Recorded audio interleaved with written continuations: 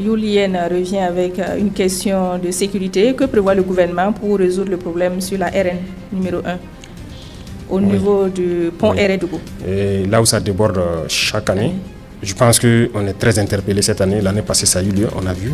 Cette année, c'est quand même pendant de longues périodes où la route est restée bloquée. Le conseil des ministres, parce que j'ai dit au ministre de l'Agriculture à travers l'ONBA, de passer donc, dès que les eaux vont baisser, et de nous faire une proposition. Nous avons envie de faire un très grand barrage, assez profond, en remontant vers Ouri. Ce sont les instructions que je l'ai données, pour qu'on ait une grosse retenue d'eau là-bas, avec une très grande digue. Et à ce niveau, je dis de voir comment est-ce qu'avec la nouvelle digue, déjà, la voie même peut être une double voie. Parce que c'est une opportunité naturelle, où l'eau est stockée. On me parlait des possibilités donc, de réticence des populations installées dans la zone. J'ai dit, mais il faut aller communiquer avec eux et les faire comprendre que c'est pour leur propre bien. Si on a 1 milliard de mètres cubes de retenue là-bas, ça ne va profiter qu'aux populations autour. Donc, on est là-dessus, on attend juste que le niveau des eaux baisse et ils vont lancer les études, concertation avec les populations et voir comment on peut rapidement, à travers l'ONBA, faire un très grand barrage là-bas. Dambré Kassoum de Boromo demande quelle solution pour réduire le nombre de demandeurs d'emploi dans la fonction publique? Quelle solution? C'est ce que nous sommes en train de faire pour promouvoir d'autres types d'emplois. Lorsque nous encourageons la création des PME, les fonds, nous avons essayé de fusionner tout pour créer donc un fonds unique qui doit permettre de soutenir efficacement. Le FBDS, nous l'avons ravivé pour que les jeunes puissent entreprendre. Ça, c'est une chose. Deuxième chose, nous sommes en train de miser sur les activités de production, l'agriculture, l'élevage, parce qu'on importe beaucoup. Et on veut que les gens repartent vers la terre et qu'on les accompagne. Aujourd'hui, si vous voyez dans la plupart des zones où il y a des grands barrages, beaucoup de jeunes se sont mis à la pisciculture en cage flottante. J'ai vu les images à Bobo, à Samandeni. C'est carrément une industrie qui s'est mise en marche. Au sud-est, ça a commencé, et dans la zone de Swam, vers Koudougou. Donc, nous voulons ramener les jeunes beaucoup plus à la production, au lieu qu'on importe. Donc, il y a assez d'emplois qu'il faut créer à travers la production agricole. Je pense que c'est quelque chose qui n'était pas valorisé avant, mais nous sommes en train de tout faire pour que les jeunes reviennent à ces fondamentaux-là. Voilà, nous allons recueillir les dernières préoccupations des auditeurs avec vous, Hervé Kaboré. Excellence, Monsieur le Président, Awa Koulibaly de Bekoui, dans la boucle du monde, dit plusieurs projets structurants ont été annoncés, notamment Faso Rail, l'Agence nationale de l'énergie nucléaire du Burkina et bien d'autres. Pouvez-vous nous donner les détails sur l'avancement de ces projets? Nikema Emmanuel de Gogo, dans le centre-sud, demande les vivres coûtent cher. Qu'est-ce qui est fait pour réduire le prix et soulager les populations? Angéline Yago de Léo demande le projet de loi sur le changement de devise a été retiré de l'ALT. Qu'est-ce qui empêche le déroulement du processus? Marc Bago, c'est un étudiant en géographie à Koukouldi. Il demande à quand la fin de la corruption au Burkina. Merci. Merci Hervé pour ces questions. Monsieur le Président, nous recevons de nombreuses questions des auditeurs. Awa Koulibaly de Bekoui voudrait avoir les détails des projets tels que Faso Rail.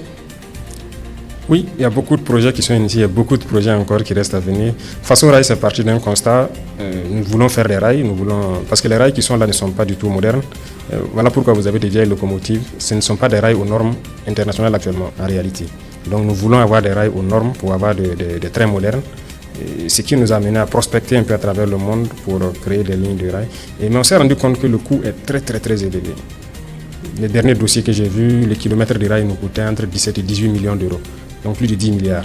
Pour faire 300 km de rails, vous êtes à plus de 3 000 milliards.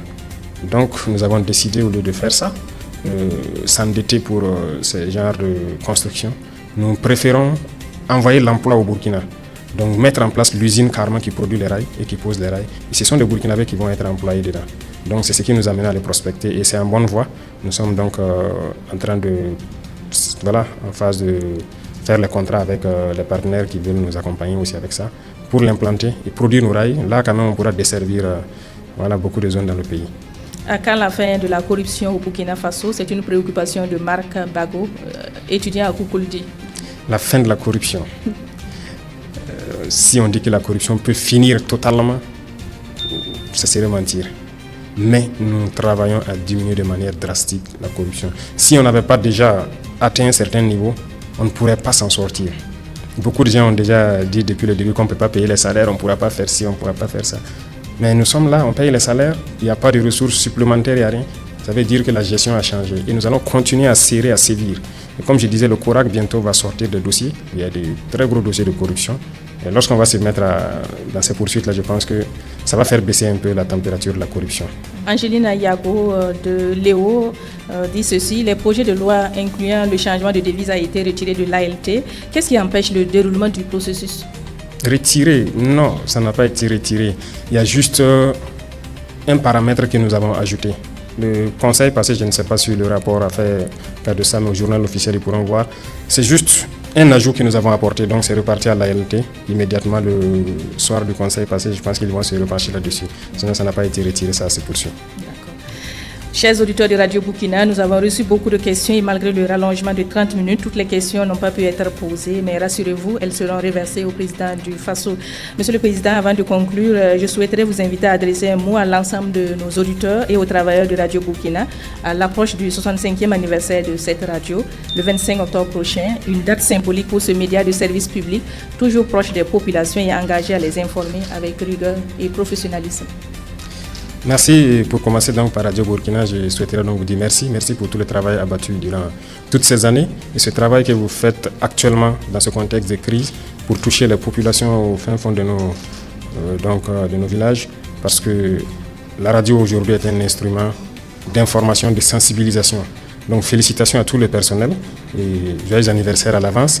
Nous espérons donc que vous puissiez continuer à éduquer notre population également et nous mettrons tout en œuvre pour faire améliorer vos conditions de travail et vous accompagner dans votre tâche. Et quant au peuple des hommes intègres, mon peuple, je souhaiterais donc réitérer une fois de plus mes félicitations, mes encouragements à tous ceux qui se battent pour notre patrie, qu'ils soient FDS, VDP ou civils, parce que chacun à partir de sa position se bat. Les épreuves sont dures, il y a beaucoup d'événements qui se passent. Se présenter les condoléances, c'est à nous-mêmes, parce que nous sommes tous frères et sœurs. Lorsqu'il y a un décès, ça nous affecte tous.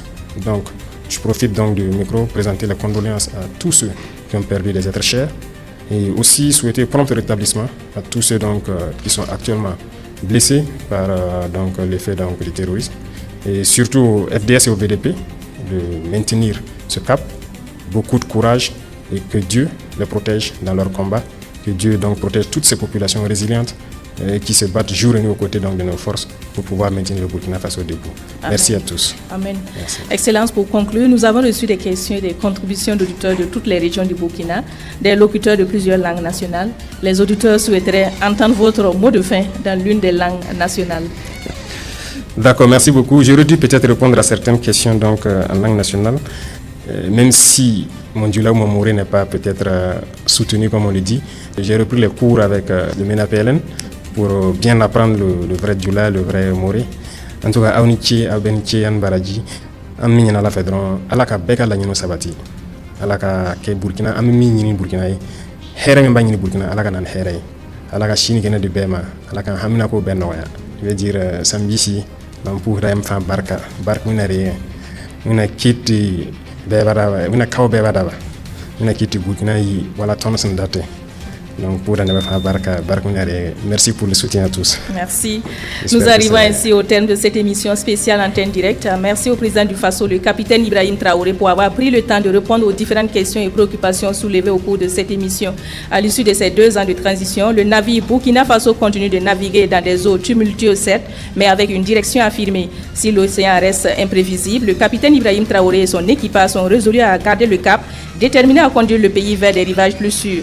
Merci à vous, Excellent, pour ces moments d'échange avec le peuple en direct sur les ondes de Radio Burkina. Merci à vous, fidèles auditeurs, pour votre participation active et vos questions pertinentes.